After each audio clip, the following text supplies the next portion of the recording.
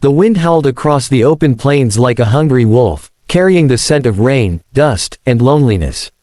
A wagon creaked its last breath as it rolled up the narrow path to a ranch that hadn't heard laughter in 2 long years.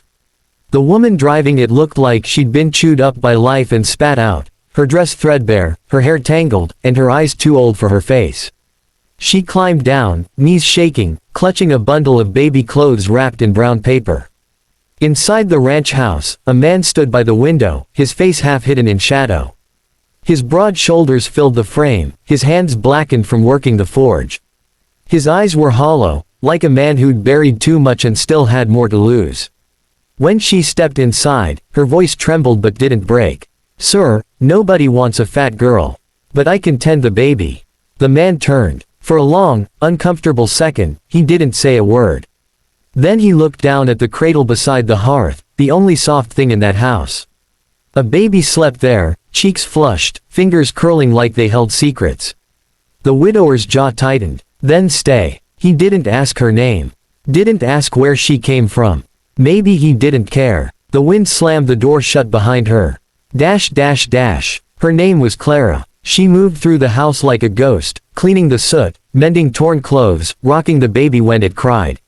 She spoke softly, always with a hint of fear, like she expected to be told to leave any second. The widower, Eli Cartwright, watched her with the quiet suspicion of a man who'd been wronged too many times. He hadn't meant to hire help. His wife, Mary, had died giving birth to their first child. He hadn't meant to keep the baby either. Every time he looked at her, guilt clawed its way up his throat. But Clara had come, desperate, uninvited, and for some reason, he didn't make her go.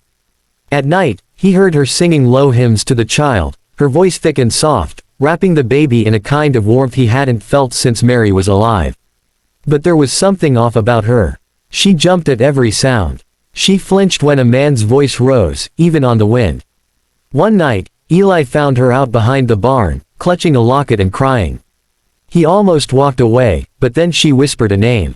Daniel. It wasn't a prayer. It was a curse. 2 weeks later, the storm came. The sky turned black at noon, thunder rolling in from the hills. Eli was out fixing the fence when he saw the riders, 3 of them, silhouettes on the horizon. They weren't ranchers. They moved too slow, too deliberate. By the time he made it back to the house, Clara was already at the window, clutching the baby to her chest. Her face went white. "They found me," she whispered. Eli frowned. "Who?" "Daniel's men." She set the baby down, hands trembling. "I used to work for a man in Santa Fe. He said he'd marry me, but when I told him I was with child, he tried to sell me. Said a fat girl wasn't worth feeding unless she could earn." Her breath hitched. "I ran. I took his child." Eli's blood went cold. "You mean, she ain't yours," Clara said, tears in her eyes. "She's his. But I couldn't let him raise her." For a moment, Eli just stood there, the world tilting. The baby, his Mary's child, the one he'd thought was a miracle, wasn't his blood. Then the knock came. A slow, heavy pounding that rattled the boards. Eli reached for his shotgun. "Get upstairs." Clara hesitated, but when she saw his face, she obeyed. The door swung open. The first man stepped in, tall, scarred, with eyes like chipped flint. "Afternoon," he drawled. "We're looking for a woman. Big girl. Brown hair. Might have come this way with a baby." Eli said nothing. The man's smile twisted. "You'd be smart not to lie to me." Eli leveled the shotgun. "And you'd be smart to get off my land." For a second, the air went still. Then the man's hand went to his hip, too slow. Eli fired. The blast knocked him backward. The others scrambled, one drawing, one running for cover. The window shattered, glass raining down like ice. Upstairs, the baby screamed. Clara pressed her hand to her mouth, shaking. Eli took another shot, catching the second man in the shoulder. The third fled, cursing into the storm.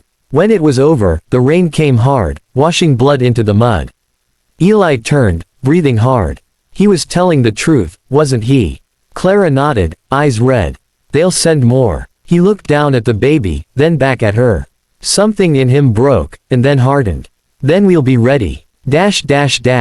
Days passed. They buried the dead man behind the barn. Eli never said a word about it to the sheriff. Clara tried to leave once. Packed her things at dawn and slipped toward the wagon trail. But Eli was already there, reins in hand. "You go," he said, voice rough, "and he'll find you before sunset. Stay, and I'll keep you safe." Her lips trembled. "Why would you do that for me?" He looked at her for a long time before saying, "Because I already lost one woman and one child. I ain't losing another, blood or not." She stayed. Winter hit early that year. Snow blanketed the plains. The two of them worked side by side, fixing the roof, chopping wood, tending to the baby, who now smiled when Eli walked in the room. Sometimes, when the fire burned low, Clara would sit near him, mending shirts or rocking the cradle.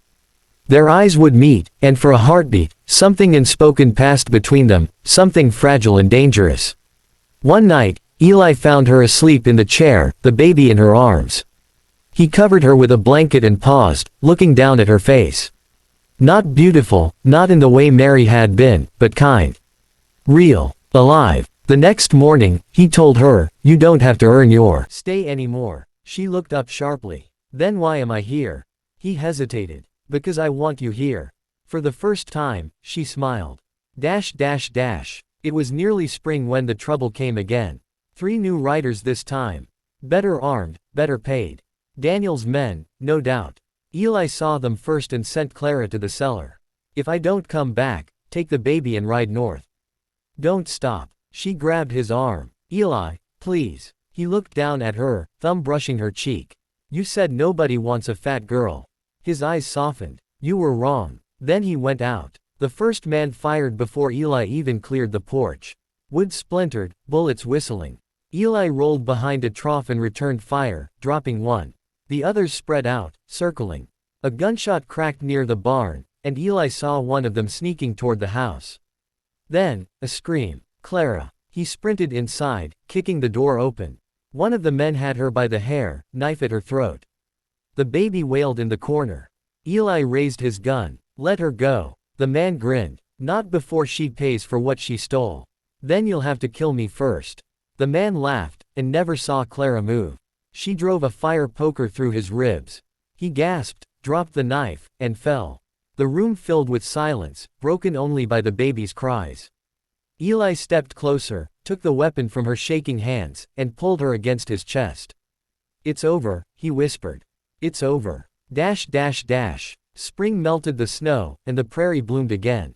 Eli rebuilt the porch, Clara planted flowers by the fence, and the baby, now theirs, took her first steps on the dusty floorboards. Sometimes, when the sun set red across the plains, Clara would stand beside him, holding the child. "You ever think about leaving?" He'd ask softly. She'd shake her head. "Not anymore. You told me to stay." "So I did." And when the wind swept through the grass, carrying the ghostly echoes of all they'd lost, they stood together, 2 broken souls who'd found something neither expected. A home, a family, and the kind of love that doesn't ask for beauty, only the courage to stay.